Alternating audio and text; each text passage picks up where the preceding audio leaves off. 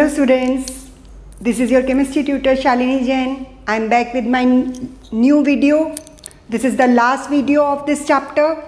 ठीक है, सबसे पहले वेलकम टू ब्लूप्रिंट डिजिटल. आपको क्या करना है, इसे सब्सक्राइब करना है. अगर अभी तक आपने नहीं करा है तो लाइक करना है, शेयर करना है अपने फ्रेंड्स के साथ. ठीक है, इस चैप्टर का ये लास्ट वीडियो है जिसके अंदर मैं आपको क्लींजिंग एक्शन ऑफ सोप के बारे में बताऊंगी. सोप और डिटर्जेंट के एडवांटेजेस और डिसएडवांटेजेस डिस्कस करेंगे और साथ में हम जो इस चैप्टर के इम्पॉर्टेंट टॉपिक्स हैं वो मैं आपको लिस्ट आउट करके बताऊंगी ताकि उनको बिल्कुल भी छोड़कर ना जाएं. वो आपके बोर्ड एग्जामिनेशन के लिए बहुत बहुत इंपॉर्टेंट है. वो बात हम बाद में करेंगे.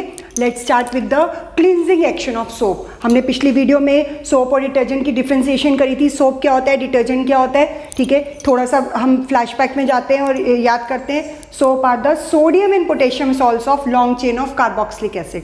और डिटर्जेंट्स क्या होते हैं, दे आर द अमोनियम और the sulphonate salts of long chain of carboxylic acid. ठीक है, तो इनके बीच में डिफरेंस होता है. अगर आपको क्लींजिंग एक्शन ऑफ सोप आ जाए या डिटर्जेंट आ जाए, क्लींजिंग एक्शन सेम है क्योंकि सोप का भी एक हाइड्रोकार्बन एंड होता है और long chain of carboxylic acid होती है उसमें, तो वो हाइड्रोकार्बन एंड हो गया. ठीक है, और डिटर्जेंट का भी होता है. तो दोनों के अंदर सेम है, सिमिलर स्ट्रक्चर है. तो अगर एग्जाम में दोनों में से किसी का भी पूछ लिया जाए तो कंफ्यूज होने की जरूरत नहीं है. You have to explain the same. Now let's start with the cleansing action of the soap. Soap के क्लींजिंग एक्शन को पढ़ने से पहले आपको सोप के स्ट्रक्चर के बारे में मालूम होना चाहिए. ये मैंने यहाँ पर एक छोटा सा ब्रीफ स्ट्रक्चर दिया है एक सोप मॉलिक्यूल का. सोप मॉलिक्यूल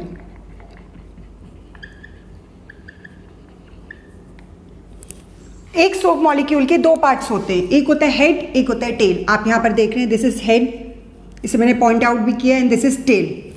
अब जो हेड होता है वो इसका आयनिक एंड होता है. आयनिक एंड कौन सा वाला है, ये एक सोप का एग्जांपल दिया हुआ है C15H31COONA. तो sodium salt of long chain of carboxylic acid. Salt हो गया ना, दिस इज COO सॉल्ट. ठीक है, तो अब ये जो हेड है ये पार्ट है. ठीक है, और ये जो टेल है ये हाइड्रोकार्बन पार्ट है. टेल इसलिए मैंने लंबी दिखाई है क्योंकि यहाँ पर देखिए 15 कार्बन की चेन है. तो 15 कार्बन अब हम यहाँ पर ड्रॉ नहीं कर सकते हैं, तो इसको हम सिंप्लीफाइड फॉर्म में हम सोप का स्ट्रक्चर बना सकते हैं. ठीक है, अ सोप मॉलिक्यूल, इसका एक हेड हो गया, एक इसके टेल हो गई. ठीक है, अब मैंने आपको बताया हेड जो होता है वो आयनिक एंड होता है. This is the ionic end, this is head end this is tail. Okay, अब जो आयनिक एंड होता है, ठीक है, यानी कि जो हमारा इसका हेड होता है सोप का, दैट इज हाइड्रोफिलिक. ठीक है, ये पानी से डरता नहीं है. बट जो टेल होती है, यानी कि ये जो लॉन्ग चेन हाइड्रोकार्बन वाला पार्ट है, ये हाइड्रोफोबिक होता है. फोबिया किसको कहते हैं, डरने को. किसी भी चीज़ का फोबिया होता है, कहते हैं इसको उसका फोबिया है, इसको उसका फोबिया है. फोबिया का मतलब क्या होता है, डर. तो यहाँ पर ये जो टेल है इसको पानी से डर लगता है. ठीक है, अब ये भी थोड़ी डरपोक टाइप की होती है टेल हाइड्रो. तो अब हम देखेंगे कैसे. ठीक है, पर फिर भी क्लीन करते हैं, क्लोथ्स को क्लीन करते हैं, डर्ट को रिमूव करते हैं, ऑयल को रिमूव करते हैं, ग्रीस को रिमूव करते हैं. कैसे करते हैं वो हम देखते हैं. ठीक है, तो पहली चीज़ जो आपको इसमें मालूम होनी चाहिए, head, tail, ionic end, hydrocarbon end, hydrophilic, hydrophobic. ठीक है, टेल इज हाइड्रोफोबिक. अब जब भी क्वेश्चन आएगा explain the cleansing action of soap, ये क्वेश्चन दो तीन तरीके से पूछा जा सकता है. ये एक्सप्लेन द मिसील फॉर्मेशन, मिसील क्या होता है वो भी मैं अभी आपको बताऊंगी. तो जब भी इसका क्लींजिंग एक्शन आएगा आपको इस डायग्राम से ही स्टार्ट करना है. ठीक है, अ सोप मॉलिक्यूल. और फिर ये सारी चीज़ें मैंने आपको ब्रीफ इसके अंदर बता दी हैं. This much is enough to explain the cleansing action of soap. Complete इसके बारे में मैंने आपको यहाँ पर लिख दिया है. ठीक है, तो अब आप देखिएगा, a soap molecule is made up of two parts. Hydrocarbon part called tail which is hydrophobic in nature. अब सोप मॉलिक्यूल के दो पार्ट होते हैं. सबसे पहले हमारे को ये चीज़ बतानी है कि सोप मॉलिक्यूल के दो पार्ट होते हैं. ठीक है, एक होती है टेल, एक होता है हेड. अब जो टेल होती है, ठीक है, tail is hydrophobic in nature. Tail is hydrophobic, पानी से डरती है. ठीक है, एंड जो हेड होता है दैट इज हाइड्रोफिलिक, ये पानी से डरता नहीं है. यानी कि इसका जो एंड, जो पार्ट, इसका जो साइड होगा ये पानी की तरफ होगा, ये पानी से दूर होगा. ठीक है, और फिर an ionic and call head which is hydrophilic in nature, जो हाइड्रोफिलिक होता है, जो पानी से डरता नहीं है. ठीक है, तो ये हमने चीज़ बता दी, इसमें कुछ भी डिफिकल्टी नहीं है. आपको ये चीज़ दिमाग में रखनी है, टेल डरती है, ये नहीं डरता. तो पहली सेंटेंस के अंदर हमने इसका मॉलिक्यूल का स्ट्रक्चर एक्सप्लेन कर दिया. दूसरा, when soap molecule is applied on wet oily surface, जब हम इसको पानी के अंदर डिसॉल्व करते हैं, वेट ऑयली सरफेस के अंदर डालते हैं, तो क्या होता है, जब हम सोप से क्लीन करते हैं, अपनी बॉडी भी क्लीन करते हैं, कपड़ों को भी क्लीन करते हैं, किसी को भी क्लीन करते हैं, तो पहले हम उसे वेट करते हैं। ये तो है नहीं कि हम ड्राई सोप को रगड़ना शुरू कर देते हैं, ठीक है ना। तो उसके लिए हमारे को क्या करना पड़ता है, पहले सरफेस को वेट करना पड़ता है। वेट ऑयली सरफेस है, डर्टी सरफेस है, जो भी क्वेश्चन में पूछा गया आप यहाँ पर दे सकते हो। मैंने यहाँ पर ऑयली लिख दिया है और यहाँ पर डर्ट भी यूज कर दिया है, मैंने कहा आप कुछ भी यूज कर सकते हो। तो wet dirty surface, wet oily surface, wet greasy surface, जो भी क्वेश्चन में पूछा गया आप दे सकते हो, otherwise it is up to you कि आप यहाँ पर क्या वर्ड यूज करते हैं, ठीक है। Surface the soap does form the structure called micelle, और वो एक स्ट्रक्चर बनाता है जिसे हम कहते हैं मिसील। दिस इज मिसील, ठीक है। मिसील बेसिकली होता क्या है, डर्ट पार्टिकल्स को 100 ऑफ सोप मॉलिक्यूल्स चारों तरफ से घेर लेते हैं, ठीक है, सराउंड कर लेते हैं, and this structure is called micelle. तो जब भी क्लींजिंग एक्शन ऑफ सोप आएगा आपको ये मिसील का स्ट्रक्चर बना के जरूर आना है, ठीक है, क्योंकि अगर आप मिसील का स्ट्रक्चर नहीं बनाएंगे तो you can not explain the cleansing action of soap. और कभी कभी डायरेक्ट क्वेश्चन व्हाट इज मिसील, मिसील भी पूछ लिया जाएगा, उसके लिए तो आपको पहले उसका सोप का हमारे को स्ट्रक्चर बताना पड़ेगा, क्योंकि अगर आप सोप का स्ट्रक्चर नहीं बताएंगे तो मिसील क्या होता है, कैसे बना, हाइड्रोकार्बन एंड कौन सा है, हाइड्रोफोबिक एंड कौन सा है, हाइड्रोफिलिक एंड कौन सा है, आप एक्सप्लेन नहीं कर पाओगे, ठीक है। और जब वो एक्सप्लेन नहीं कर पाओगे तो मिसील का स्ट्रक्चर कैसे क्लियर करोगे। तो चाहे मिसील का स्ट्रक्चर आए, चाहे क्लींजिंग एक्शन आए, चाहे सोप के बारे में कुछ भी इससे रिलेटेड क्वेश्चन आए क्लीन करने के लिए, तो आपको इसके बारे में पहले मॉलिक्यूल का स्ट्रक्चर बताना पड़ेगा, सोप के मॉलिक्यूल का, ठीक है। तो देखते हैं, when soap is applied on wet dirty oily greasy surface the soap does form the structure called micelle. This is micelle, ठीक है। डर्ट को सराउंड किया हुआ है 100 ऑफ सोप मॉलिक्यूल ने। अब आप देख रहे हो इसका जो हाइड्रोकार्बन पार्ट है वो किस तरफ है, डर्ट की तरफ, और जो इसका हेड है वो बाहर की तरफ। और मैंने क्या बताया, हेड जो होता है वो पानी से डरता नहीं है, फिलिक होता है, तो ये पानी की तरफ है, और ये जो हाइड्रोफोबिक एंड है जो पानी से डरता है वो किसकी तरफ है, डर्ट की तरफ है, तो वो it is away from water and this is towards water, ठीक है। It is a spherical structure of 100 of soap molecule surrounded the dirt particle को सराउंड कर रहे हैं। Thus the hydrophobic tail is towards the dirt particle, tail होती है dirt particle की तरफ, और हाइड्रोफिलिक एंड जो होता है वो वाटर की तरफ होता है, क्योंकि वो पानी से डरता नहीं है। ये पानी से नहीं डरता, ये वाटर की तरफ है, ये पानी से डरता है, it is away from the water, ठीक है। टू फॉर्म इमल्शन, इमल्शन बनाता है। The soap micelle remove the dirt particle, और ये डर्ट पार्टिकल को खींच के ले आते हैं, ठीक है, अलग कर देते हैं, कपड़ों से अलग कर देते हैं, बॉडी से अलग कर देते हैं, ठीक है। जिस भी चीज़ को हम क्लीन कर रहे हैं और उसके ऊपर हम सोप अप्लाई कर रहे हैं तो उससे इसको अलग करके खींच कर ले आते हैं, ठीक है। And the clothes are clean, और इस तरह से हमारे क्लोथ्स जो है वो क्लीन हो जाते हैं। अब आप यहाँ पर से कोई सरफेस पूछी जाए, कुछ भी पूछी जाए, accordingly you can change the answer. तो 3 चीज़ें आपको ध्यान रखनी है, सोप का स्ट्रक्चर, मिसील फॉर्मेशन और इसका क्लींजिंग एक्शन। तो इसके लिए आपको ये डायग्राम भी बनाना पड़ेगा, और ये डायग्राम बहुत सिंपल है, कुछ नहीं बनाना है, हेड टेल, और आपको एक्सप्लेन कर देना है। I hope you should have understood the cleansing action of soap. ये कुछ इंपॉर्टेंट टॉपिक्स है सोप एंड डिटर्जेंट से। सोप एंड डिटर्जेंट हमारे इस चैप्टर का लास्ट टॉपिक है, तो इसमें कुछ इंपॉर्टेंट क्वेश्चंस पूछ लिए जाते हैं पास ईयर के पेपर्स में, आप देखेंगे, तो वो मैं आपसे डिस्कस करना चाह रही हूँ। ये बहुत इंपॉर्टेंट क्वेश्चन है, आपको पास ईयर पेपर्स में रेगुलरली मिल जाएगा ये, इसे इंपॉर्टेंट मार्क कर लीजिएगा, प्लीज़ नोट डाउन भी कर लीजिएगा। Why soap is not effective in hard water. Soap हमने पीछे डिफरेंस जब किए थे पिछली वीडियो में, तो हमने उसमें ऑब्जर्व किया था कि सोप जो है हार्ड वाटर में इफेक्टिव नहीं होता, वो खाली सॉफ्ट वाटर में होता है। तो मैंने आपको कहा था कि नेक्स्ट वीडियो में हम इसे डिटेल में डिस्कस करेंगे। पहली चीज़ हम ये समझते हैं हार्ड वाटर होता क्या है। Hard water contains the calcium and magnesium ions, calcium और मैग्नीशियम आयंस उसके अंदर प्रेजेंट होते हैं। अब ये जो कैल्शियम और मैग्नीशियम आयन होते हैं, जब हम इसको हार्ड वाटर के अंदर, कैल्शियम और मैग्नीशियम आयन है, अब इस कैल्शियम और मैग्नीशियम आयन वाले हार्ड वाटर को जब हम सोप मॉलिक्यूल के साथ मिक्स करते हैं, जब उसे डिसॉल्व करने की कोशिश करते हैं, तो वो इसके अंदर डिसॉल्व नहीं होते, वो क्या बना लेते हैं, स्कम बना लेते हैं। स्कम क्या होता है, एक तरह का प्रेसिपिटेट होता है, ठीक है।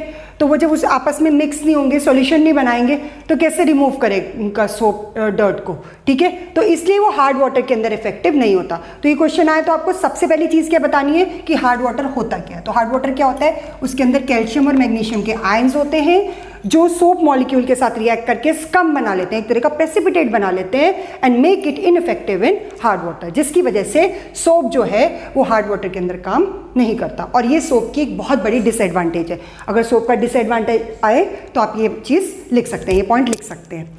नेक्स्ट हम डिस्कस करते हैं डिसएडवांटेजेस ऑफ डिटर्जेंट्स। ये हमने डिफरेंसेस में भी करा है, तो पर मैंने स्पेशली यहाँ पर आपके लिए मेंशन कर दिया है कि क्वेश्चन आ जाता है अलग से, तो यू शुड नो कि what are the disadvantages of detergents over soap. Soap के ऊपर क्या है उसकी डिसएडवांटेज है। तो सोप जो होते हैं वो बायोडिग्रेडेबल होते हैं और डिटर्जेंट जो है वो नॉन बायोडिग्रेडेबल है, ठीक है, हमने ऑब्जर्व किया। They cause skin problems, detergent से हमारे को स्किन प्रॉब्लम्स हो सकती है, हमारे हैंड के ऊपर एलर्जी हो सकती है, तो ये इसका बहुत बड़ा डिसएडवांटेज है। They can cause soil pollution and water pollution, क्योंकि सॉइल वाटर के अंदर जाएगा डिजॉल्व होकर, उसके थ्रू सॉइल में जाएगा, तो दोनों का पोल्यूशन कॉज करता है। तो these are the disadvantage of using the detergent, ठीक है। एडवांटेज हम इसकी याद रखें, क्योंकि ये सॉफ्ट और हार्ड वाटर दोनों के अंदर यूज़ हो सकता है, तो ये इसकी सबसे बड़ी एडवांटेज है, ठीक है। स्ट्रॉन्ग क्लींजिंग एक्शन, डिटर्जेंट का जो क्लींजिंग एक्शन होता है वो स्ट्रॉन्ग होता है as comparison to the soap. तो जो इसकी एडवांटेज है वो सोप की डिसएडवांटेज हो गई, और जो इसकी डिसएडवांटेज है वो इसकी सोप की हो गई। तो आप अगर इसकी लर्न कर लेते हैं उसको आप रिवर्स में कर सकते हैं, कोई डिफिकल्टी नहीं है। तो इसकी एडवांटेज को हम उसकी डिसएडवांटेज बना सकते हैं, ठीक है। तो आई होप आपको सोप और डिटर्जेंट के बारे में सारे कॉन्सेप्ट्स क्लियर हो गए होंगे। मैंने आप लोगों से बोला था कि मैं आप लोगों से डिस्कस करूंगी जो इंपॉर्टेंट टॉपिक्स आपको इस चैप्टर में से करने हैं, ये ऑलरेडी हम लोग कर चुके हैं, कवर अप कर चुके हैं, बट जब आप रिवीजन करें तो ये लिस्ट आपके पास होनी चाहिए, क्योंकि जब आप रिवाइज करें तो आपको क्या करना है, इन पर टिक करते रहिए कि आपका ये टॉपिक कवर हो गया। तो आपको इससे क्या रहेगा, इससे ये भी रिलैक्सेशन रहेगा कि हाँ मैंने ये टॉपिक के इतने इतने चीज़ें कर ली हैं। तो whatever topic you are covering, और मैंने सब कुछ यहाँ पर मैंशन कर दिया है, ओवरऑल एक पूरा कंप्लीट इसका रन थ्रू है इसके अंदर, ठीक है। तो देखते हैं, स्टार्ट करते हैं। स्ट्रक्चर, सबसे पहले आपको चीज़ क्या मालूम होनी चाहिए, कार्बन एटम का स्ट्रक्चर, उसकी वर्सेटाइल नेचर के बारे में मैंने आपको बताया था कि वर्सेटाइल नेचर क्यों शो करता है, ठीक है। दो प्रॉपर्टीज होती हैं, टेट्रावैलेंसी और कैटिनेशन, ठीक है। White forms covalent bond only, ये भी हमने डिस्कस कर लिया था अपनी बिगिनिंग की वीडियोस में। तो ये इंपॉर्टेंट क्वेश्चन है दो इससे related, structure of carbon atom से। देन जब जब आप करते रहे उनको टिक करते रहिए, आपको लगेगा कि हाँ आपका ये टॉपिक कवर हो गया, ठीक है। और मैंने कोशिश किया 100% दिया है अपना कि सब कुछ इसके अंदर आपका कवर अप हो जाए।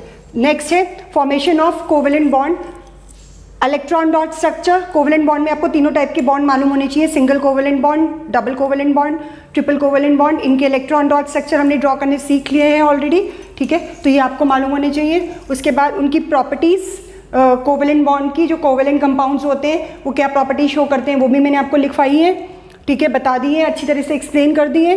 Difference between covalent and ionic bond, ये बहुत इंपॉर्टेंट है, डिफ्रेंसिएशन में आ जाता है, दो कंपाउंड्स के नाम दे दिए जा सकते हैं और आपको आइडेंटिफिकेशन के लिए आ सकता है कि बताइए कौन सा कंपाउंड है, ये क्या प्रॉपर्टी शो करेगा, तो आपको मालूम होना चाहिए। क्योंकि कोवेलेंट कंपाउंड जो होता है वो नॉन मेटल और नॉन मेटल के बीच में बनता है, और आयनिक कंपाउंड जो होते हैं वो एक मेटल और एक नॉन मेटल के बीच में बनता है, ठीक है। तो ये हम ऑलरेडी डिस्कस कर चुके हैं। नेक्स्ट है एलोट्रॉप्स ऑफ कार्बन, आपके 3 एलोट्रॉप्स आपके सिलेबस में, diamond, graphite and Buckminster fluorine, इनके स्ट्रक्चर हम डिस्कस कर चुके हैं। तो एलोट्रॉपी के बारे में आपको मालूम होना चाहिए, डायमंड की प्रॉपर्टीज़ या ग्रेफाइट की प्रॉपर्टीज़ आ जाती हैं, तो उनके स्ट्रक्चर से कैसे रिलेट करनी है ये भी हम अपनी पिछली वीडियोज़ में देख चुके हैं। देन नेक्स्ट है होमोलोगस सीरीज़, इसकी डेफिनेशन आपको मालूम होनी चाहिए, होमोलोगस सीरीज़ की क्या कैरेक्टरिस्टिक्स होती हैं ये हम डिस्कस कर चुके हैं, ठीक है। होमोलोगस सीरीज़ में जैसे कि इनकी जो केमिकल प्रॉपर्टीज़ होती हैं होमोलोगस सीरीज़ की सारी मेंबर्स की सेम होती है, फिजिकल प्रॉपर्टीज़ में ग्रेडेशन होता है, चेंज होता है जैसे जैसे नंबर ऑफ कार्बन चेन बढ़ती जाती है, ठीक है। और इनका जो कॉमन जनरल फार्मूला होता है वो सेम होता है, और इनके बीच में CS2 यूनिट का डिफरेंस होता है, 14 एटॉमिक मास यूनिट का डिफरेंस होता है, ठीक है। हाइड्रोकार्बन्स और उसकी टाइप्स, सैचुरेटेड, अनसैचुरेटेड, उनके जनरल फार्मूला, ठीक है, ये आपको मालूम होने चाहिए। फंक्शनल ग्रुप्स, फंक्शनल ग्रुप हमने करे हैं, जो जो फंक्शनल ग्रुप आपको हैं वो मैंने यहाँ पर मेंशन कर दिए हैं, alkenes, alkenes, alkynes, cyclic hydrocarbon, alcohol, hello group में क्लोरोब्रोमो, आइडो, ठीक है ना, कार्बोक्सिलिक एसिड, एल्डिहाइड, तो ये सारे फंक्शनल ग्रुप है। इसके अलावा एक और आपको मालूम है कीटोन, ठीक है, कीटोन, तो कीटोन और इनकी जो नेमिंग है, आयुपेक नेमिंग है, ये आपको मालूम होनी चाहिए, ठीक है, नेमिंग ये आ जाती है बेसिकली आपको। उसके बाद आइसोमेरिज्म आपको पता होना चाहिए, आइसोमर्स क्या होते हैं मैंने आपको ब्यूटेन के इन सब के आइसोमर्स आपको ऑलरेडी एक्सप्लेन कर दिए हैं। Formation of coal and petroleum, coal और पेट्रोलियम कैसे बनता है, ठीक है, ये हमने कर लिया है अपनी पिछली वीडियो में। प्रॉपर्टीज़ ऑफ एल्केन्स, एल्केन्स की दो प्रॉपर्टीज़ हैं आपके सिलेबस में, कंबस्शन और सब्स्टिट्यूशन रिएक्शन, ठीक है। कंबस्शन आपकी अल्कोहल से रिलेटेड भी आ जाती है, बट जब भी कोई कार्बन कंपाउंड बर्न होता है तो वो carbon dioxide water heat and light produce करता है, ये हम डिस्कस कर चुके हैं, ठीक है। Then properties of alkenes, alkenes की दो प्रॉपर्टीज़ हैं, एडिशन रिएक्शन, हालांकि हाइड्रोजनेशन रिएक्शन भी एडिशन रिएक्शन का ही पार्ट है, बट ये स्पेसिफिकली हाइड्रोजन के लिए यूज़ होता है, इसलिए मैंने अलग से इसको मेंशन कर दिया है, हाइड्रोजनेशन रिएक्शन, ठीक है, जो आपको याद होगा वेजिटेबल ऑयल से वेजिटेबल घी बनाने के काम में आते हैं, वही रिवर्सिबल रिएक्शन जो रिएक्शन हमारी थी, ठीक है ना। प्रॉपर्टीज़ ऑफ एल्कीन्स ये हो गई। टेस्ट फॉर अनसैचुरेशन बहुत इंपॉर्टेंट है, अनसैचुरेशन का टेस्ट आपको मालूम होना चाहिए। कौन सा था? ब्रोमीन वाटर वाला, ये मैंने आपको मेंशन करा दिया था कि ब्रोमीन वाटर जो होता है वो अनसैचुरेटेड हाइड्रोकार्बन्स के साथ जो होता है वो कलरलेस हो जाता है और सैचुरेटेड हाइड्रोकार्बन के साथ एज इट इज़ रहता है, तो ये आपको टेस्ट इसका मालूम होना चाहिए। तो ये प्रॉपर्टीज़ एल्केन्स और एल्कीन्स की है।